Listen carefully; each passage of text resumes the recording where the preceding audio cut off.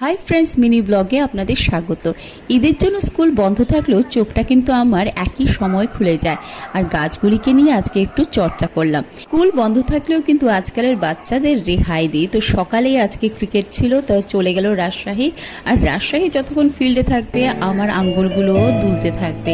তো এই সময় আমি কিবোর্ডটা প্র্যাকটিস করে নিলাম। আর দুপুরবেলার জন্য মুগ ডাল দিয়ে এই ডাল মাখানি বানিয়ে নিলাম।